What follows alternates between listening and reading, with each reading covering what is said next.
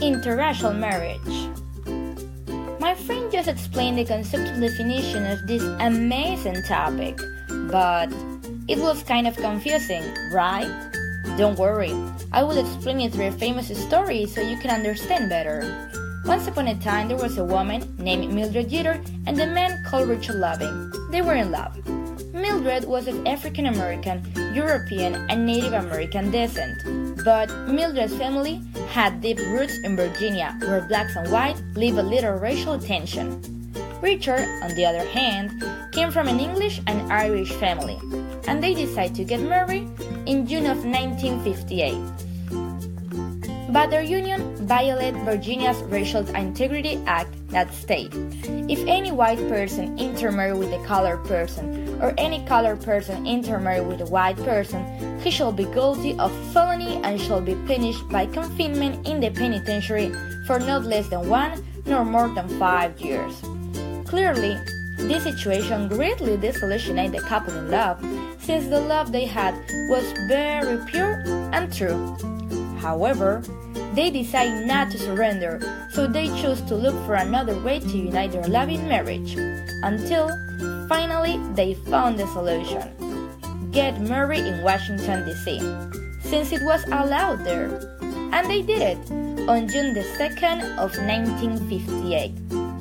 After a few nights, they decided to return to their city, Virginia, where they will start their life together. But unfortunately, luck was not on his side.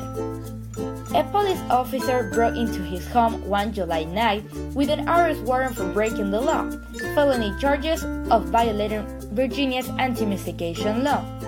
On January 6, 1959, the Lovings pled guilty to the charge and were sentenced to 1 year in jail, under the argument of the court that stated, the fact that God separated the races shows that he did not intend for them to meet. However, the trial judge suspended the sentence for a period of 25 years on the condition that the Lovings leave the state and not return to Virginia together for 25 years.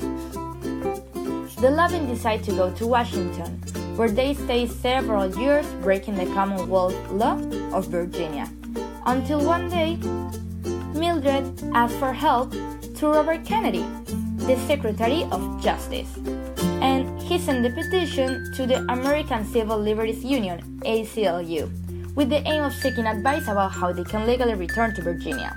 It was a long process, but with a very desired result. On June of 1967, almost 10 years after the wedding, the result is more than satisfying. The U.S. Supreme Court eliminated the racial law. The court ruled that Virginia's anti-massification statute violated the Constitution.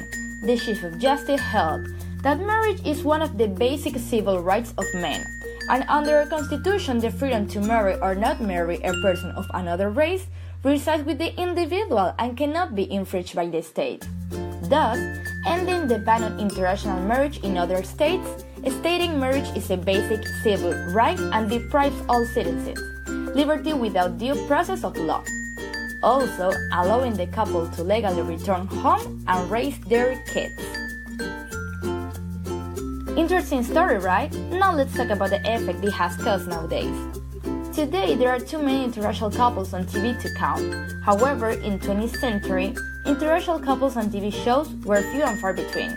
In these circumstances, some of the earliest interracial couples on script TV shows proved the emerge of interracial marriage and steered whole of the society to have an open mind. The first TV show was I Love Lucy. Lucy was an Anglo woman married to Cuban Ricky Ricardo. The thing is, the Ricardos actually constitute an interracial couple. While they divorced after the show, the Ricardos remained one of the most beloved television couples. Another one was True Colors, unique not for only featuring interracial couples, but also because their children came from previous partners. Because of the blended family aspect of the show, True Color has been described as an interracial Brady Bunch. What we're supposed to focus on is that as the society accustomed themselves to diverse culture, a new form of marriage emerged. Even though it is not the same, but interracial marriage could be compared as a precedent for homosexual marriage. In terms of both marriage are fight for rights that people have been denied. In some countries, same-sex marriage is admitted actually. Created using Powtoon.